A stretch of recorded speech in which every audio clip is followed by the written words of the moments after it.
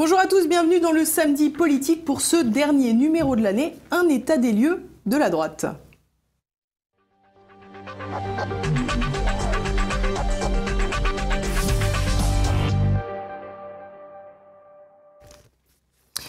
Et avec moi aujourd'hui, Éric Tegner. Bonjour Éric Tegner, merci d'être avec nous. Alors, pour vous présenter, on le sait déjà puisque vous avez participé à Bistro Liberté avec Martial Bild, mais on va le redire pour les gens qui n'auraient pas tout vu, parce qu'ils ont le droit aussi, surtout en ce moment avec les déambulations YouTube, Dailymotion, etc.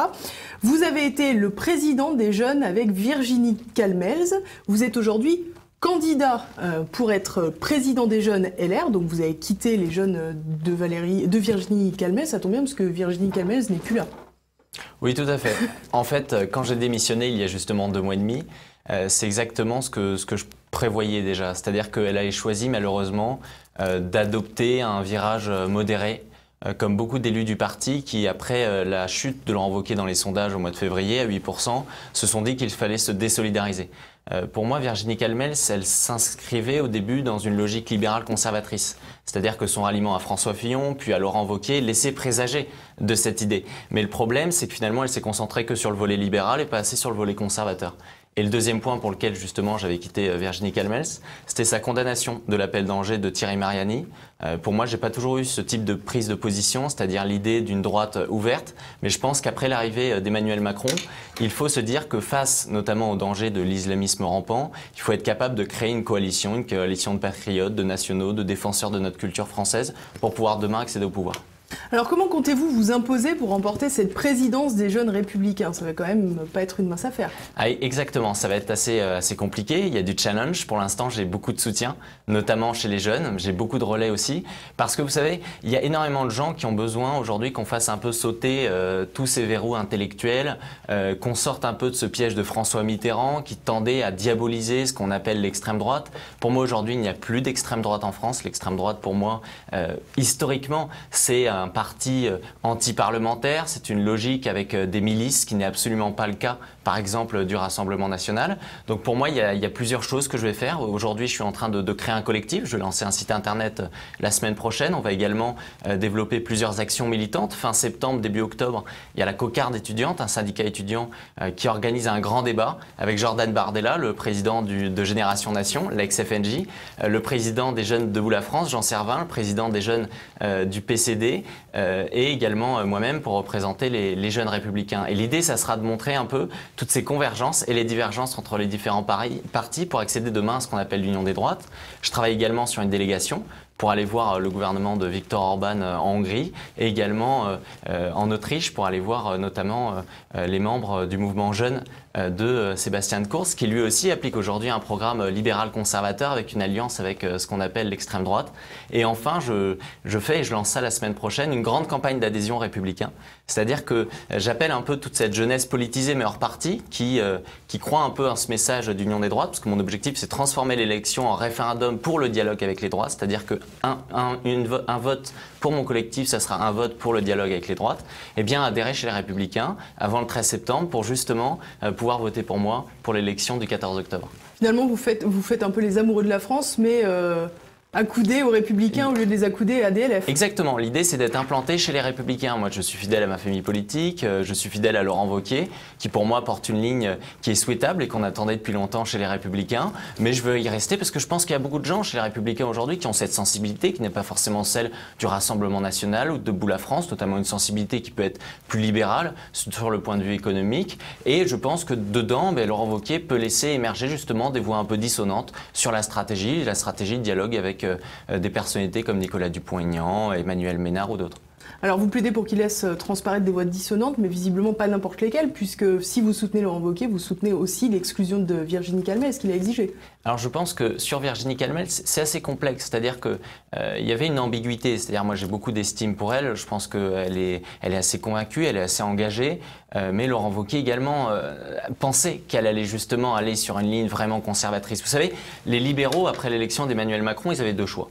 Soit ils assumaient que la question identitaire avait supplanté la question économique et sociale, et dans ce cas-là, il y a les personnalités comme Bruno Retailleau qui sont très fermes sur les sujets régaliens, on l'a vu cette semaine avec leur convention sur l'islam, soit les libéraux ont considéré que les questions économiques pouvaient régler les problèmes de délinquance ou de terrorisme, et dans ce cas-là, ils allaient chez Emmanuel Macron. Eh bien, Virginie Calmels, après avoir donné l'impression que justement elle voulait être ferme sur ces questions de l'islam, notamment à travers son livre intitulé J'assume, qu'elle avait publié en février dernier, eh bien, elle a choisi, notamment on l'a bien vu récemment, avec le critique de ce tract, pour que la France reste la France, eh bien, Virginie Calmels a montré qu'elle préférait ce virage modéré. Donc je pense que c'était une clarification nécessaire de la part de Laurent Wauquiez.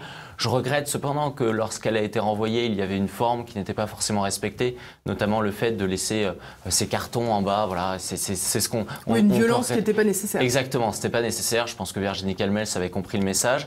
Mais je pense que c'est un beau message qui est aussi adressé à cette droite dite hors les murs, cette droite plus radicale, plus affirmée, qui est qu'aujourd'hui, chez les Républicains, eh bien, on peut avoir des voix dissonantes sur la stratégie, mais sur le fond, eh bien, il faut rester clair, notamment sur les questions de culture, d'identité, d'islam. Alors ce que je vous propose, c'est de regarder un petit florilège de tweets, justement, puisque ça a beaucoup réagi sur la toile quand Virginie Calmels a été exclue. Wauquiez limoge Calmels. Il était temps que la droite soit enfin de droite. Les castings d'ouverture ne servent qu'à rassurer les médias, les électeurs veulent une ligne sans ambiguïté. Un conseil de Sarkozy non retenu par Calmels. Quand on a quelque chose, on vient le dire en famille, pas sur le trottoir d'en face. Laurent Wauquiez a sifflé la fin de la récré. Courage et détermination, rien ni personne ne le fera dévier dans la reconstruction de la droite. Et à ceux qui hurlent au rétrécissement idéologique, Jean Leonetti est centriste et incarne la diversité au sein de Les Républicains. Thierry Mariani souhaite un rapprochement avec le Front National, pas viré, pas de sanctions. Virginie Calmels souhaite recentrer la ligne de Les Républicains, viré. L'ancrage à l'extrême droite des débris de l'ancien parti de la droite républicaine se confirme.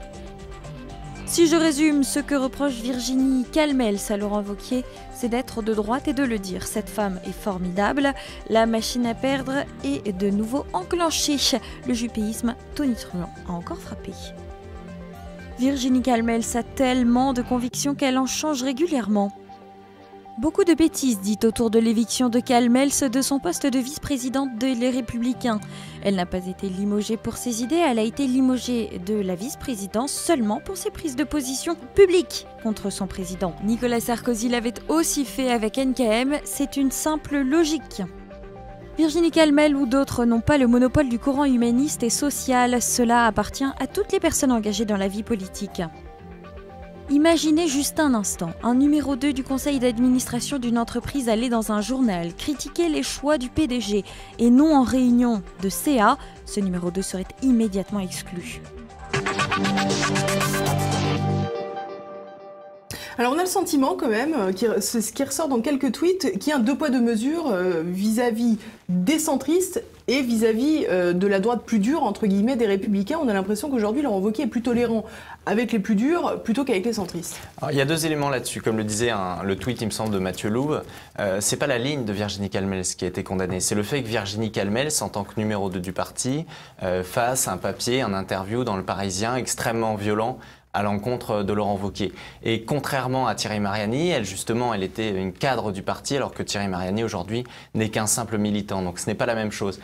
Aujourd'hui, effectivement, sur Jean Leonetti, on parle du fait que c'est un centriste et que du coup, le fait de devenir numéro 2, ça montre qu'au final, Laurent Wauquiez n'assume pas une ligne très à droite. Mais la réalité, c'est que Jean Leonetti fait partie de cette famille centriste qui est très radicale sur les sujets d'islam. Moi, je me souviens justement de son discours lors du Conseil national fin janvier, qu'on peut retrouver sur YouTube.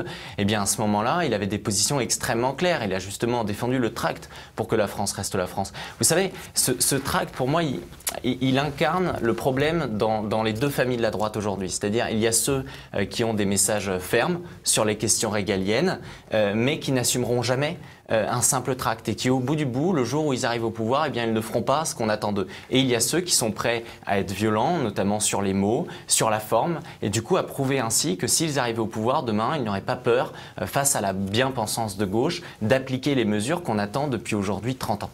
Pour autant, ça n'a jamais empêché de faire plus mitigé quand on arrive au pouvoir. On sait que Nicolas Sarkozy était souvent très ferme dans les propos. On pense évidemment au Karcher, à la racaille. Néanmoins, on ne peut pas dire que sa présidence a été marquée par énormément de fermeté. Je suis assez d'accord. Le problème de la droite aujourd'hui, effectivement, c'est le syndrome de Nicolas Sarkozy. C'est-à-dire que sur les questions notamment identitaires, parce que sur les questions économiques, il faut aussi voir qu'il y avait la crise financière, il y avait toujours la menace d'une hausse massive des taux d'intérêt, ce qu'il n'y a plus aujourd'hui. Et bien sur les questions identitaires, il n'a pas été à la hauteur, c'est évident. Et c'est pour ça qu'il y a toute une partie de la droite qui s'est détournée et qui allait vers le Rassemblement national. Je pense que Laurent Wauquiez, aujourd'hui, il s'inscrit justement dans le temps long. Il n'est pas dans les mots pour convaincre dans les médias. Il est dans une restructuration idéologique. Et je pense qu'on a un élément qui est majeur aujourd'hui. C'est-à-dire que la droite dite modérée, au final, elle est déjà partie chez Emmanuel Macron. J'ai envie de dire bon débarras. Il y a simplement des élus qui restent aujourd'hui, qui sont centristes, mais qui finiront par y aller. Moi, je ne vois pas réellement de différence aujourd'hui entre Valérie Pécresse et Emmanuel Macron. Sur les mots, évidemment, Valérie Pécresse, elle est capable d'être assez dure sur le régalien. Mais comme Emmanuel Macron, qui va parler de submersion migratoire, ou qui va dire que le port du voile est un acte d'incivilité, mais qui dans les faits ne fait rien. Et justement, Laurent Wauquiez aujourd'hui, il est entouré de personnalités qui s'assument de droite. Moi, je pense justement à Valérie Boyer, je pense aussi au numéro 3 du parti, Guillaume Pelletier, ou encore Julien Aubert, qui justement va prendre la tête de l'école de formation de cadres. C'est-à-dire que demain, la nouvelle formation, la nouvelle génération d'élus, elle va être formée idéologiquement par Julien Aubert, qui aujourd'hui est vu comme quelqu'un plutôt très à droite. Et je pense que c'est un signal qui est très positif pour demain et pour l'avenir. Mais effectivement, ça passera simplement par des cautions aussi. Il faut être capable, et Laurent Wauquiez doit être capable demain, pour convaincre tout cet électorat, de parler à toutes les droites, notamment à Nicolas Dupont-Aignan. Et c'est justement pour ça que je pense que le message que je porte dans cette candidature à la présidence des Jeunes Républicains s'inscrit totalement dans la continuité de Laurent Wauquiez. Je pense que d'une certaine façon, Laurent Wauquiez, s'il poursuivait la logique jusqu'au bout, il arriverait sur ses positions et je ne me désespère pas qu'il finisse par le faire. Alors on pense également au courant Sens commun qui était proche de la manif pour tous au sein des Républicains, un courant qui a plutôt soutenu Laurent Wauquiez. On est un peu interloqué quant à la nomination de Jean Leonetti à la vice-présidence, qui est la figure qui représente finalement la loi sur la fin de vie, qui est pour une loi sur l'euthanasie. Vous savez, moi je note surtout cette semaine la visite de Laurent Wauquiez, ou c'était la semaine dernière, à Laurence Trochu de Sens commun, juste après l'éviction de Virginie Calmel. C'est une façon un peu de réhabiliter ce mouvement conservateur qui entend porter une voix qui est tout à fait nécessaire aujourd'hui dans notre parti politique. Je pense également à la nomination en remplacement d'Anne Levade de la présidence de la haute autorité du parti, de l'avocat de la Manif pour tous. Je pense qu'il y a quand même pas mal de symboles qui sont donnés là-dessus. Et Jean Leonetti, effectivement, il faudra, et les militants vont être vigilants sur ses prises de position, notamment sur l'Europe. Mais je pense que c'est assez clair, et Jean Leonetti aujourd'hui, vous savez, il a 70 ans, c'est quelqu'un qui a plutôt été toujours loyal, toujours fidèle. Je ne pense pas qu'il changera d'avis sur ses positions au gré des sondages. Alors, vous nous avez expliqué que vous étiez donc candidat à la présidence des jeunes des Républicains, des jeunes LR. Vous voulez transformer ce scrutin en référendum pour l'union des droites. Donc, on l'a compris, des droites, c'est pas uniquement les sensibilités des Républicains, bien au contraire, c'est également Nicolas Dupont-Aignan, c'est également possiblement le Rassemblement national. Comment comptez-vous réussir à séduire au-delà des clivages, j'allais dire? Justement, moi, mon objectif aussi, c'est de faire comprendre justement à la droite, aux Républicains, qu'aujourd'hui, chez les Jeunes Républicains, il y a un problème, c'est-à-dire qu'il y a toute une partie de la population à qui on ne s'adresse pas. Moi, durant cette campagne, j'ai envie de m'adresser un peu à toute cette jeunesse conservatrice qui s'est levée lors des manifs pour tous, auxquelles moi-même j'ai participé. Cette jeunesse également identitaire qui se sent dépossédée culturellement. Et enfin, cette jeunesse entrepreneuriale qui a soif d'innovation, qui est à l'aise dans la mondialisation, mais qui a besoin d'enracinement. Eh bien, cette population-là, il faut lui parler. Cette population-là, elle n'est pas chez les Républicains. Et j'ai justement envie de leur dire, eh bien, venez chez les Républicains. Vous avez 2 mois. Vous prenez votre carte, vous dites que vous êtes parrainé par Éric Tegner, et comme ça, vous pourrez voter pour moi. Il y a à peu près aujourd'hui, chez les Républicains, chez les Jeunes Républicains, 2000 votants. Si on arrive à faire monter 500, 600 nouveaux adhérents, là, à partir de ce moment-là, je pourrais gagner justement, et je pense que ça sera un message fort, parce que j'y vais pas tout seul, je viens avec une liste d'une vingtaine de personnes, ça sera un collectif, et derrière aussi, on pourra structurer à travers ce collectif pour porter ce message d'ouverture à toutes les droites. C'est quelque chose qui est fondamental aujourd'hui, c'est-à-dire que l'union des droites, quand on y pense, elle se fera réellement par la base, et notamment par les jeunes, qui aujourd'hui sont beaucoup plus à droite que nos élus, qui peuvent être parfois un peu trop centristes. Alors justement, avant de revenir sur ce point, on a le sentiment incroyable que cette union des droites est devenue un véritable serpent de mer depuis quelques années. On voit que finalement, en même temps que l'on appelle à l'union des droites, on déleste la droite d'une partie intégrante, essentielle presque de ce dont elle était composée, à savoir les centristes. Comment expliquez-vous qu'aujourd'hui, un Laurent Wauquiez dont les convictions ne sont pas forcément... elles ne transparaissent pas, on va dire, de sa personnalité, et que Virginie Calmels ne puisse plus s'entendre, alors qu'on a vu un Nicolas Sarkozy cohabiter avec un Alain Juppé, qui sont deux personnalités beaucoup plus marquées, beaucoup plus historiques. En fait, ce qu'il faut comprendre, c'est qu'Emmanuel Macron, réellement, il a bouleversé le paysage politique. Avant, la droite s'en sortait parce qu'il y avait une gauche qui ne savait même pas compter, et donc la droite se contentait d'être simplement comptable. Et également, François Hollande, on l'a vu durant le quinquennat de 2012 à 2017, eh bien, il a été capable de faire aussi des symboles sur lesquels nous, à droite, on pouvait s'attaquer. Je pense à Najat Vallaud-Belkacem, je pense à Christiane Taubira. Il était assez caricatural. Aujourd'hui, Emmanuel Macron, il est plutôt bon dans sa gouvernance. C'est-à-dire qu'il incarne un peu un centre, il récupère le centre-gauche, centre-droit. La stratégie du en même temps. Exactement, la stratégie du en même temps. Et sur la communication, il est excellent.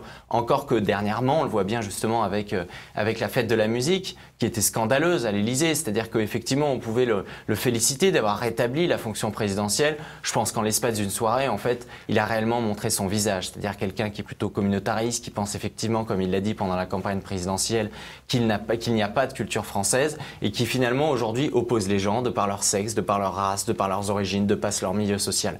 Et aujourd'hui, du coup, la droite, face à cela, eh bien, elle a du mal à se réunir, notamment parce qu'aussi la droite n'est pas arrivée au deuxième tour.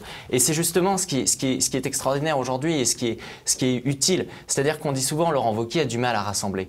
Je dirais qu'il faut aujourd'hui rassembler essentiellement sur les idées, pas rassembler simplement sur du charisme. Nicolas Sarkozy, il avait cette capacité effectivement de rassembler des gens qui n'avaient rien à voir. Mais je pense que c'était aussi son problème. C'est-à-dire que quand on est arrivé au pouvoir, eh bien, on n'a pas justement fait ce pourquoi on avait été élu, parce qu'il y avait des gens qui ne se reconnaissaient pas dans le corpus idéologique. On le voit bien en relisant justement le fameux livre de Patrick Buisson, La cause du peuple, qui l'explique en détail. Eh bien, aujourd'hui, Laurent Wauquiez, eh bien, il dit c'est simple. Il dit, je reprends un peu cette phrase de Victor Hugo, où il dit, il me semble c'était un ouvrage en 1853, où il dit, s'ils sont 10, eh bien, je serai le 10e, et s'il n'en reste qu'un, je serai celui-là. Et il y a cette logique avec Laurent Wauquiez. Il dit, écoutez, moi j'ai mon idéologie, moi j'avance, je veux une droite assumée. Si vous voulez pas de moi, si vous voulez pas de cette ligne, eh bien vous partez. Moi ce qui compte c'est pas simplement de gagner, c'est de porter mes idées. Et c'est justement ce qui est souhaitable aujourd'hui parce qu'on ne court pas après les sondages. Et Laurent Wauquiez, les sondages, ça ne l'intéresse pas. Ce qui l'intéresse c'est les idées et il n'a pas peur que des élus comme Virginie Calmels eh bien, puissent quitter les Républicains. Alors on a posé cette question de la cohabitation ancestrale, j'allais dire, entre les centristes et la droite plus dure au sénateur LR Stéphane Meron. On va voir ce qu'il va nous répondre. Au sein du mouvement LR actuellement, il y a encore des lignes un peu différentes. Jean Leonetti vient pas de la famille gaulliste. Il y a quand même des différentes. Et heureusement, on n'est pas d'accord sur tout et sur tous les sujets. Mais l'important, c'est qu'on puisse discuter de tout et qu'on puisse arrêter un projet politique pour le pays et avec une seule idée. C'est le bien commun et l'intérêt du pays sur le long terme et pas pour les prochaines élections. C'est un parti politique, il meurt à partir du moment où ça devient le syndicat des places. On va essayer de se positionner sur une ligne politique qui est sa ligne politique, mais qui n'est pas la ligne politique de la majorité du mouvement. Et lorsque on essaye de se servir d'un mouvement politique pour des fins personnelles, je pense qu'on va à l'échec dans la durée. Ça peut marcher pour certains, mais dans la durée, je n'y crois pas. Donc les LR aujourd'hui doivent, à mon avis, avoir des fondations sur lesquelles on ne peut pas négocier. Et après, évidemment, surtout, on discute. La démocratie, c'est le débat, c'est participer, c'est réfléchir, c'est frotter sa cervelle contre celle d'autrui. C'est pas d'aujourd'hui. Moi, je crois à ça. Et je crois, finalement, à la réussite du projet républicain dans lequel je m'inscris. Et aussi, je suis d'accord, évidemment, avec ce qui s'est passé. Alors, je ne suis pas au bureau politique, je suis à la Commission nationale d'investiture, mais on ne peut pas se permettre de faire des petites phrases dans la presse et appartenir à une équipe. C'est pas possible. On n'est pas des saxons républicains. Alors j'ai bien compris aussi ce que vous nous expliquiez tout à l'heure, mieux vaut être seul et porter ses propres idées qu'être accompagné et finalement se mentir à soi-même. Néanmoins, on a du mal à imaginer comment, en délestant du côté centriste, on peut préparer une véritable majorité de gouvernement. On peut penser qu'il y a quand même la possibilité de vivre avec quelques désaccords, tout simplement en faisant des compromis. On pense à Ramayad qui est resté aux côtés de Nicolas Sarkozy malgré de nombreux désaccords. Mais vous savez, Laurent Wauquiez, il n'est pas seul. il y a des millions de Français qui pensent la même chose. Et c'est ça qui est important. Ce qui est important, c'est de faire la convergence justement des électorats. Comme le disait très bien Sébastien Meurant, il marque totalement un point là-dessus. Le problème des Républicains aujourd'hui, c'est que ça commence à devenir un syndic de défense des élus locaux. C'est-à-dire qu'il y a des gens qui se cantonnent à s'adapter un peu à leur électorat pour garder leur place, pour la conserver. Et qui oublient justement cette notion que Sébastien Meurant a justement mise en avant, qui est cette notion du bien commun. Le bien commun. Et effectivement, on l'atteindra qu'en allant chercher des voix beaucoup plus à droite. C'est-à-dire que les centristes, aujourd'hui, on s'en est débarrassé et tant mieux. Et j'ai envie de dire, aujourd'hui, avec François Fillon, on avait une alliance avec l'UDI.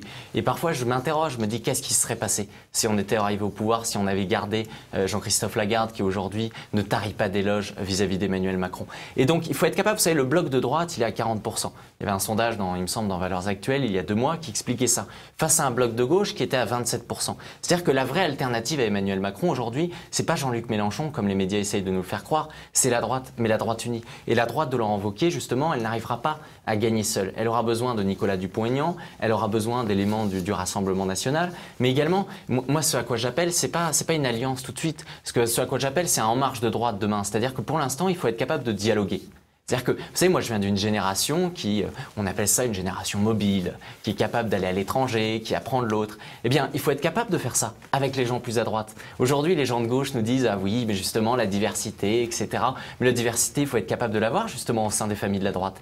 Eh bien, à ce niveau-là, du coup, commençons par dialoguer et essayons aussi de voir les convergences, les limites de chacun, parce que vous savez, au Rassemblement national, chez Debout la France ou chez les Républicains, il y a des limites. C'est-à-dire que l'addition de ces partis politiques, c'est pas ça qui créera une offre acceptable, parce que si idéologiquement, il faut être capable de repenser l'État, notamment après la crise financière, de repenser la question de l'islam, de repenser la question de la laïcité, de repenser la question de la transmission du patrimoine. Et ça passera d'abord par le dialogue. Ça passera aussi par certains abandons, notamment je pense au Rassemblement national, de positions qui pour moi semblent plutôt incompatibles avec les Républicains, c'est-à-dire je pense notamment à la sortie de l'euro. Mais justement, vous savez, moi sur la question des alliances, il y a quelque chose que j'assume totalement, qui est que à l'époque, il y a encore quelques mois ou l'année dernière, je n'étais pas pour parler avec le Front National. Je m'étais plusieurs fois positionné contre toute alliance, même contre l'idée de toute plateforme. Mais au final, à un moment donné, il y a eu un réveil intellectuel. Il faut dire simplement, si on ne leur parle pas, on n'arrivera pas à gagner. Et justement, ce qu'il faut dire aux gens des Républicains, c'est, vous avez beau dire depuis 10, 15 ou 20 ans qu'il ne faut pas parler au Front National, ce qu'on vous demande aujourd'hui, c'est de changer d'avis. Tout comme moi, justement, j'ai changé d'avis. Et c'est justement ce que je vais porter à cette candidature de la présidence des Jeunes Républicains. Et l'avantage, c'est que demain, on a 4 ans. On a 4 ans pour construire. On a 4 ans pour créer un programme qui, pour moi, est plutôt un programme de réforme de l'État, un programme d'un État qui soit plus protecteur, mais qu'on mette fin à l'État nounou, un programme aussi qui soit intransigeant sur les questions de l'islam. Vous savez, moi, quand je vois le président de la CSU, c'est-à-dire la CSU, c'est l'allié d'Angela Merkel, du parti d'Angela Merkel depuis 69 ans. Ils ne sont pas considérés comme extrémistes. Eh bien, le ministre de l'Intérieur, qui est le président de la CSU, il y a 2 mois, a dit une chose très simple en Allemagne, l'islam n'a pas sa place en Allemagne. Ma question n'est pas de dire aujourd'hui que l'islam n'a pas sa place en France. La question est de dire qu'on doit mener un débat sur les questions de l'islam. Et pour ça aussi, il faut avoir une liberté d'expression qu'il n'y a plus aujourd'hui en France. En France, aujourd'hui, tout est verrouillé. Et justement, ce qui est le plus verrouillé, c'est ce dialogue avec ce qu'on appelle aujourd'hui l'extrême droite. C'est pas simplement de la tambouille politicienne de dire on va leur parler. C'est un message. Le message, il est de dire, eh bien, c'est terminé le piège que vous avez fait. Aujourd'hui, la base, les militants, les élus, les adhérents, eh bien, ils veulent un changement parce qu'ils ne se cantonnent pas à défendre un simple parti politique. Ils sont là pour les idées et pour demain arriver au pouvoir. Alors c'est amusant parce qu'il y a quelques mois, on avait Thierry Mariani qui était justement à votre place, il tenait peu ou prou les mêmes propos. On va le regarder. Aujourd'hui, quand je regarde le programme du Front National, j'ai l'impression que c'est le programme du RPR quand j'y ai adhéré. Mais soyons honnêtes, aujourd'hui, il n'y a plus grand-chose qui sépare le discours. Après, il y a une diabolisation. Et je pense qu'aujourd'hui, la droite est dans une sorte de piège. Vous savez, moi je me souviens, avant 1981, malheureusement c'est le privilège de l'âge, quand on disait il y aura un accord avec le parti communiste et le parti socialiste, la droite à laquelle j'appartenais avec le RPR disait mais c'est les chars de Moscou qui vont bientôt être sur les Champs-Élysées. Et aujourd'hui on a la même diabolisation imbécile et stupide qui consiste à dire mon Dieu, si un jour il y avait un accord avec le Front National, c'est l'extrême droite, les nazis, enfin n'importe quelle bêtise qui est de retour. Voilà. C'est ça la première difficulté, c'est la diabolisation, vaincre la diabolisation pour réussir à parler au Rassemblement national et à Debout la France? Oui, mais vous savez, je pense qu'aujourd'hui, justement, si on s'attache d'abord à parler aux électeurs, à parler aux Français, eh bien, cette diabolisation, c'est terminé. La diabolisation, elle est faite par quelques médias. Et c'est pas important, il faut pas y prendre compte. Je suis assez la logique de Thierry Mariani. Vous savez, même moi, quand j'étais plutôt contre toute alliance avec le Front National, je disais pas que c'était un parti d'extrême droite ou que c'était un parti de raciste, etc., comme on essaye de le faire. Pour moi, la vraie divergence, elle était sur les sujets économiques.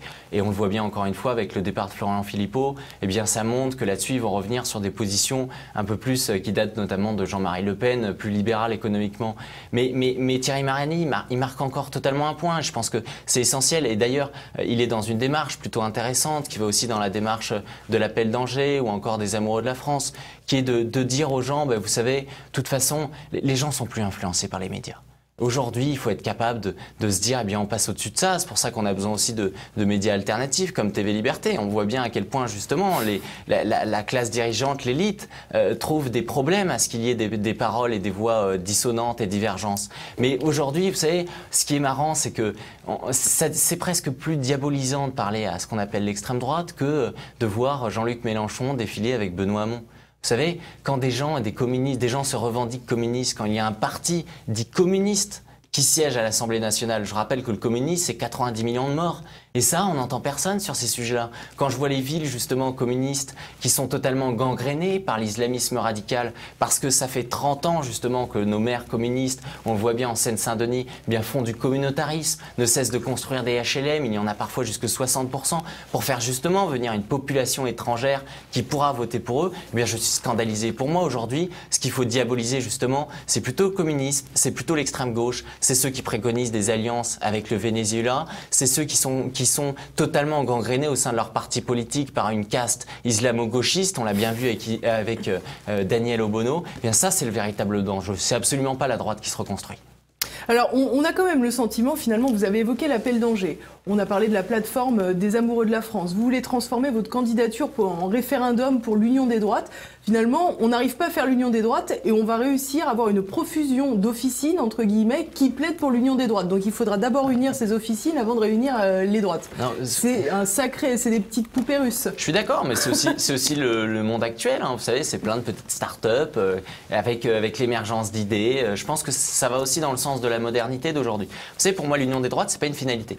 L'union des droites, c'est un moyen. C'est un peu comme l'UMPS, c'est-à-dire qu'il y a une époque, pendant 15 ans, il y avait le centre-gauche et le centre-droit qui travaillaient parfois ensemble, qui votaient des amendements, qui pouvaient faire des conventions, qui pouvaient discuter, se voir à des réunions publiques. Et un jour, il y a Emmanuel Macron qui est arrivé, il a transcendé tout ça. Il n'a pas fait l'alliance de partis, il n'a pas fait l'alliance du centre et du Parti socialiste. Il est arrivé sur un terreau qui était fertile. Et aujourd'hui, c'est ça l'union des droites. L'appel d'Angers, les Amoureux de la France, les initiatives chez les Républicains qui tendent à vouloir parler au Rassemblement national, ou encore Génération Nation, le mouvement jeune du Front National qui parle justement à d'autres jeunes d'autres partis, eh bien ça permet de préparer le terrain.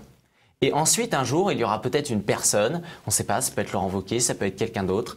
Aujourd'hui, la question n'est pas de savoir qui se présentera en 2022, qui pourra transcender ces clivages et créer un nouveau parti politique. Parce que je pense qu'aujourd'hui, justement, les partis politiques, ils sont dépassés, ils sont finis, ils n'arrivent plus à s'adapter aux enjeux sociétaux qui ne cessent d'évoluer. Vous savez, moi, je me suis assez inspiré d'une personnalité de gauche qui s'appelle Gaspard Ganzer. Gaspard Ganzer, c'était le conseiller en communication de François Hollande. Eh bien, il veut se présenter à la candidature pour être maire de Paris en 2020.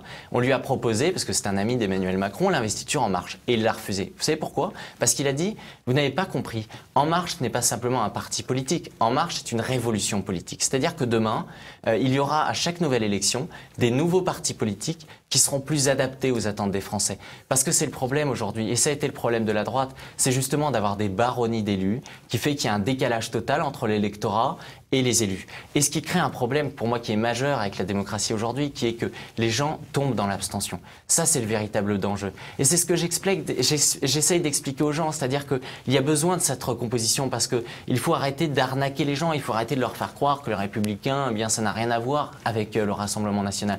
Évidemment qu'il y a des divergences, mais il y a réellement une convergence, notamment sur les sujets d'immigration. Et pour ça, il faut créer des offres claires où les Français, ils savent pour qui voter, ils savent que pour quand ils votent, pour que quand ils votent pour un projet, eh bien derrière ce projet est appliqué. Et c'est ça qui est nécessaire et c'est sain pour la démocratie, contrairement à ce qu'essayent de faire penser des personnalités de gauche ou cette caste politico-médiatique. Alors, le dernier signe en date de cette union des droites possibles, elle s'est faite entre le président de Debout la France, Nicolas Dupont-Aignan, et Marine Le Pen, qui était alors présidente du Front National. C'était dans l'entre-deux tours de la présidentielle.